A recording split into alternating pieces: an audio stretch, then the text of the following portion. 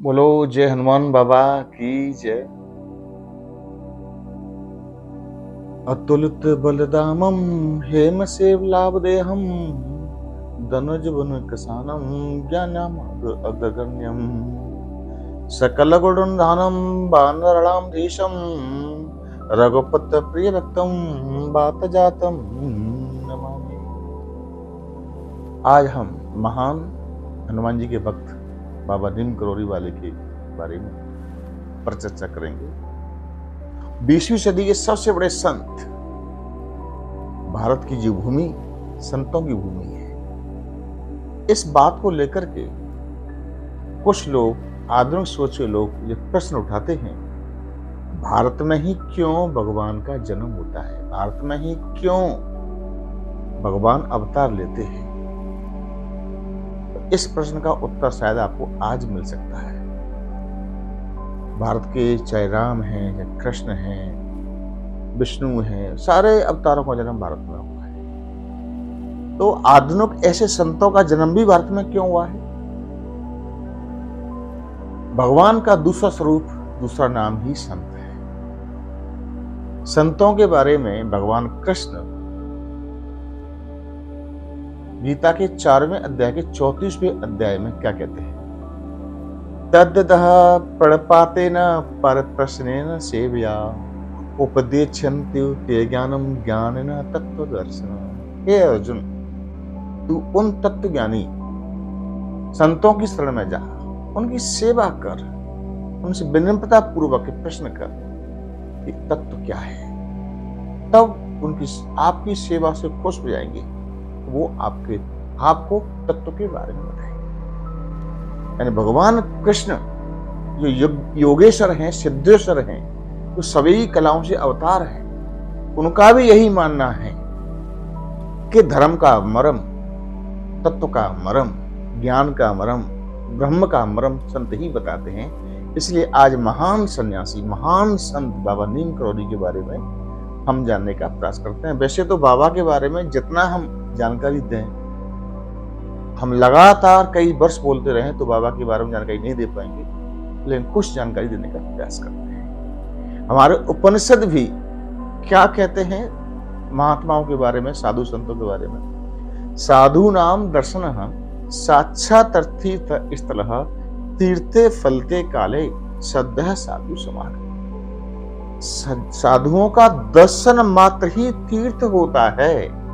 तीर्थ तो न जाने किस युग में फल देंगे, लेकिन साधुओं का आशीर्वाद, गुरुओं का आशीर्वाद तुरंत फल देता है। तो श्रीमद् भागवत भी इस साधुओं के सम्मान में और साधुओं की महत्ता के बारे में बहुत आगे पहुंच जाती है।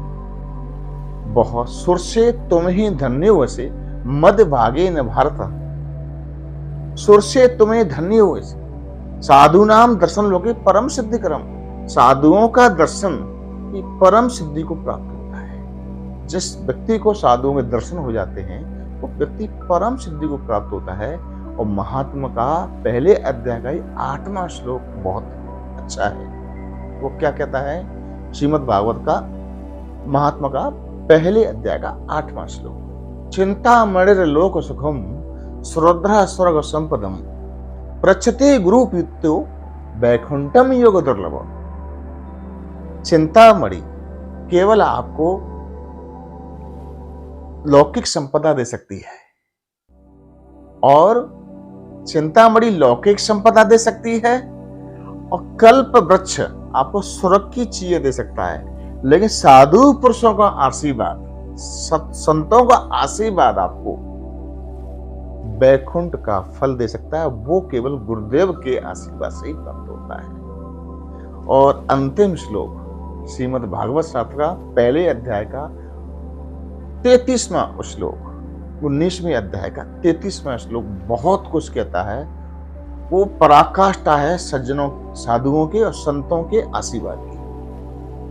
एसाम संस्मृताम पुंसाम सद्य किम पुनर्दर्शनम स्पर्शनम सोचनादवे। ऐसे महापुरुषों का नाम मात्र लेने से कल्याण हो जाता है, और किम दर्शन, उनके दर्शनों का, उनको स्पर्श करने का, उनके चरणों को छूने का तो कहना ही क्या। वो ऐसे ही महापुरुष हैं, वो ये तो सुखदेव जी लिखा है, लेकिन कलयुग में ही एक महान संत हैं, ऐसे ही महापुरुष हैं बाबा नीम करोली वाले की जय। आपका जन्म, बाबा जी का जो जन्म 1900 के लगभग फिरोजाबाद के अकबरपुर गांव में हुआ था, और 11 वर्ष की अवस्था में बाबा जी की शादी हो गई थी। 2 सुपुत्र भी हुए, अनेक सिंह और DN सिंह, धर्मनारायण सिंह। धर्मनारायण सिंह रेंजर थे, आगरा में जिनका निवास है। अभी हाल में ही वो गोलोक सुधारे हैं। और बाबा को 17 वर्ष की अवस्था में हनुमान जी की आशीर्वाद हुआ, सिद्धि प्राप्त हुई। हनुमान जी की सिद्धि प्राप्त, बाबा स्वयं पैर नहीं छुलवाते थे, बाबा हनुमान जी के पैर छुलवाते थे। बाबा जी के चमत्कार, बाबा जी का जो वास्तविक नाम था लक्ष्मी नारायण शर्मा था। इनके पिता का नाम दुर्गा प्रसाद शर्मा था। इन्होंने साधना की और गुजरात में साधना की। बाद में चल करके इन्होंने उत्तरांचल के नैनीताल डिस्ट्रिक्ट में, लगभग नैनीताल से अल्मोड़ा रोड पर इनका आश्रम है, वहाँ एक अपने मित्र के माध्यम से इन्होंने आश्रम की स्थापना की और कहा उस स्थान को खोदते हैं, वहाँ पर कुछ है। गांव के लोग सदियों से रह रहे थे, कुछ नहीं मालूम था। वहाँ पर बहुत सारी पूजा की सामग्री निकली, वहाँ पर मंदिर बनवाया। हमारे साधु सन्यासियों के बारे में बहुत आरोप लगाया जाता है कि ये ढोंगी होते हैं, तो इसके बारे में आज विशेष रूप से मैं बोलूँगा। जब हमारे धर्म शास्त्रों का, हमारे मुनियों का साधु सन्यासी ही सच्चे ईश्वर होते हैं, जो मैंने शास्त्रों के माध्यम से आपको बताया। बाबा की परीक्षा लेने के लिए अमेरिका के रिचर्ड एल्पर्ट आए और इन्होंने गोलियां दी नशे की, कि बाबा को नशा हो जाएगा तो बाबा क्या बोल पाएंगे। बाबा ने 300 गोलियां खा ली, और 300 गोलियां खाने के बाद कुछ भी बाबा जी को नहीं हुआ, और उस दिन से वो बाबा के भक्त बन गए। बाबा ने उनका नाम रामदास रख दिया और कहा नशा वो नहीं जो गोलियों में था, असली नशा आध्यात्म में है। बाबा के नीम करोली का नाम कैसे पड़ा?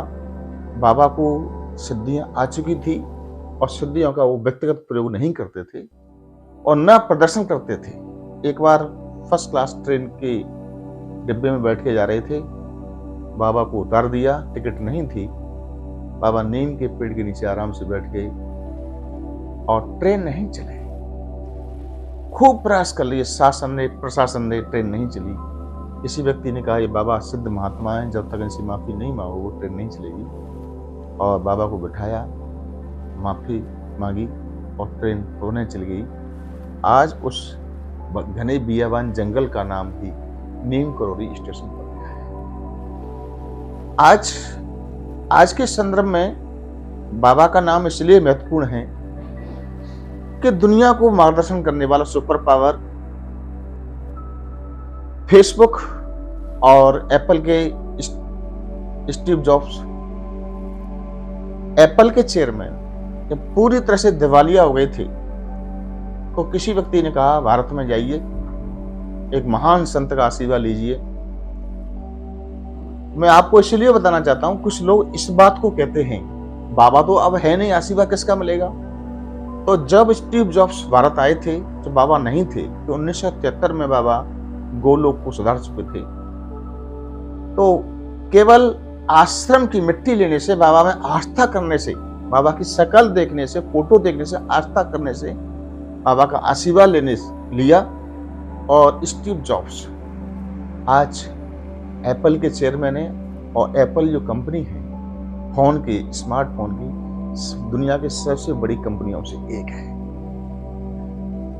फेसबुक के चेयरमैन जुकरबर्ग काफी परेशानी में चल रहे थे, तो उन्होंने अपने मेंटर स्टीव जॉब्स से सलाह ली। उन्होंने कहा, भाई मुझे तो बाबा का आशीर्वाद मिला है, आप इंडिया जाइए। तो वो भी इस तरह से बाबा की चरण रज लेने के लिए आश्रम में नैनीताल आए, कैंची धाम, और उनको भी आशीर्वाद मिला। मैं इसलिए बार बार बता रहा हूँ कि जब बाबा जिंदे थे तब तो चमत्कारिक घटनाएं बहुत थी, लेकिन आज भी बाबा पूर्ण आस्था के साथ बाबा के आश्रम में आप जाते हैं, विशेषकर कैंची धाम और वृंदावन, तो आपको लगभग वही प्रसाद मिलेगा, वही आशीर्वाद मिलेगा जो बाबा के समय में मिलता था। क्योंकि ये इसके दो सबसे बड़े उदाहरण हैं। क्यों? इन दोनों की प्रगति, दोनों को आशीर्वाद बाबा की शरीर गोलोक में सुधारने के बाद ही मिला है। और जुकरबर्ग की सफलताओं के बारे में आज दुनिया जानती है।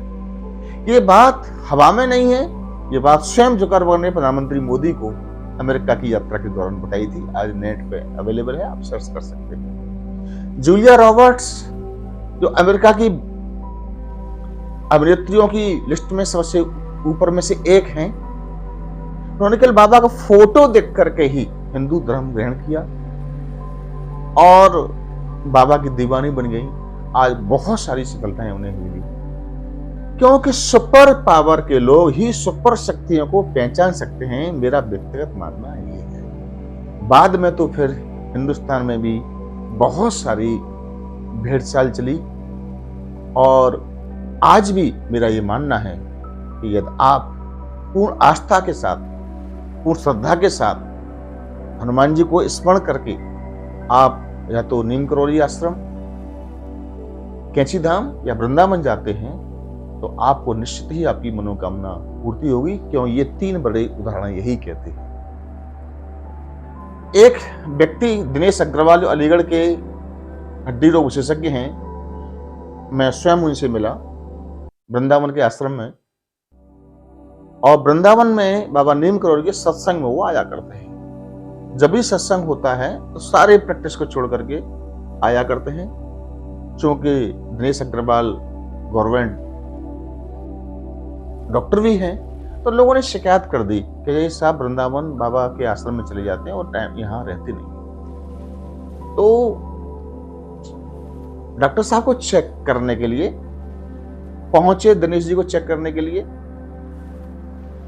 और दिनेश जी वृंदावन आश्रम में है और अधिकारी को अलीगढ़ में दिखाई दे रहे हैं। ये एक बार नहीं हुआ, 3 बार हुआ है। ये मैंने प्रत्यक्ष आंखों से दिनेश जी को देखा है। तो ऐसी बहुत सारी चमत्कारिक घटना है। इन चमत्कारिक घटनाओं की जानकारी आपको मिराकल ऑफ लव रिचर्ड एल्पर्ट की बुक्स में मिल जाएगी, जो कि हार्वर्ड यूनिवर्सिटी के मनोविज्ञान के प्रोफेसर थे, सामान्य व्यक्ति नहीं थे। तो हमारे संतों के बारे में, हमारे साधुओं के बारे में जो शास्त्रों में लिखा गया है, हमने पहले जो साधु संतों के बारे में सुना था, ऐसे संत दुनिया में कहीं नहीं होते हैं। एक और मैं आपको जानकारी दे रहा हूं, बाबा का जो जादुई का कंबल है, एक बार भारत द्वितीय विश्व युद्ध चल रहा था, तो फतेहगढ़ में बाबा एक मिलने वाले के पास गए, बड़े खुश हुए। बाबा उनके यहाँ है, 1943 की बात है। तो लेकिन दुखी भी थे कि खाने पीने को कुछ नहीं था, लेकिन बाबा जो भी था बाबा को खिलाया और कमरे में सो गए। बाबा को कंबल दे दिया, और कंबल में बाबा रात भर कराते रहे। ऐसा लग रहा था बाबा को कोई पीट रहा है क्या, लड़ाई कर रहा है क्या, रात भर कराते रहे। और बाबा ने सुबह कहा, इस कंबल को गंगा जी में प्रवाहित कर देना, शर्त एक है, इसको देखना नहीं। उन्होंने भी ऐसा ही किया, लेकिन जैसे ही गंगा जी में प्रवाहित करने गए, धीरे धीरे उसको वजन बढ़ता गया और लोहे के समान वजन हो गया। लेकिन देखना भी चाहा, लेकिन देखा नहीं, क्योंकि बाबा जी ने कहा था, आस्था पूरी थी। और इस तरह से गंगा जी में प्रवाहित कर दिया।